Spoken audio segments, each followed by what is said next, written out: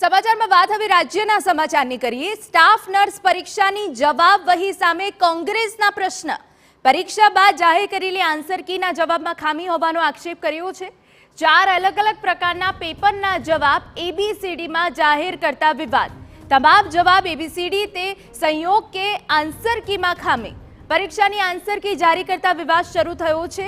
રવિવારે સ્ટાફ નર્સની 1900 જગ્યાઓ માટે પરીક્ષા લેવાઈ હતી। કોંગ્રેસ પ્રવક્તા મનીષ દોશી અને વિદ્યાર્થી નેતા યુવરાજસિંહે સવાલો ઉઠાવ્યા છે। તો સ્ટાફ નર્સ પરીક્ષાની જવાબવહી સામે હવે કોંગ્રેસ દ્વારા અનેક પ્રશ્ન કરવામાં આવ્યા છે। આન્સર કી જ્યારે જાહેર કરવામાં આવી ત્યારે તેમાં ખામી હોવાના આક્ષેપો થયા છે। 4 અલગ અલગ પ્રકારના પેપરના જવાબ એબીસીડીમાં જાહેર કરતા હવે વિવાદ સર્જાયો છે। તમામના જવાબ એબીસીડી તે સંયોગ કે આન્સર કીમાં ખામી છે તે એક સવાલ અહીંયા ઊભો થાય છે અને કોંગ્રેસ આ સવાલ ઊભો કરી રહી છે।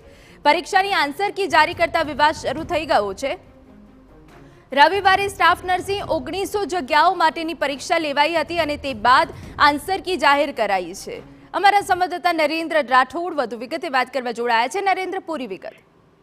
જી હિના, ગત રવિવારે આ પરીક્ષા લેવામાં આવી હતી। એ પરીક્ષા લેવાના બીજા બાદ એટલે કે ગઈકાલે જ તરત જ આન્સર કી જાહેર કરવામાં આવી હતી અને આન્સર કી એટલા માટે જાહેર કરવામાં આવી છે કારણ કે જો વિદ્યાર્થીઓને કંઈ લાગી રહ્યું હોય કે જે જવાબ આપવામાં આવ્યા છે કદાચ ખોટા હશે અને એના સિવાયના કોઈ જવાબ આવી શકતા હોય, આ બાબતને ધ્યાનમાં રાખીને આન્સર કી રજૂ કરવામાં આવતી હોય છે। પરંતુ જે આન્સર કી રજૂ કરવામાં આવી છે એને લઈને તરત જ વિવાદ ઊભો થઈ ગયો છે કારણ કે જે આન્સર કી જાહેર કરવામાં આવી છે એ તમામ એ, બી, સી અને ડી 4 પ્રકારની જે આન્સર કી છે કારણ કે અલગ અલગ 4 પેપર હોય છે એ ચારેયના જે જવાબ છે એ એબીસીડી એ પ્રકારના એટલે કે લાઇનમાં એબીસીડી આન્સર આવી રહ્યા છે અને આ એક પ્રકારનો સંયોગ છે કે પછી ખરા અર્થમાં આ એક પ્રકારનું પ્રયોજન કે પ્રયોગ છે પ્રકારના આક્ષેપ કોંગ્રેસ દ્વારા આ સિવાય વિદ્યાર્થી નેતાઓ દ્વારા પણ કરવામાં આવી રહ્યા છે કારણ કે અનેકવાર આપણે જોયું છે કે જ્યારે જે પરીક્ષાઓ લેવામાં આવતી હોય છે એમાં કોઈ પણ પ્રકારનું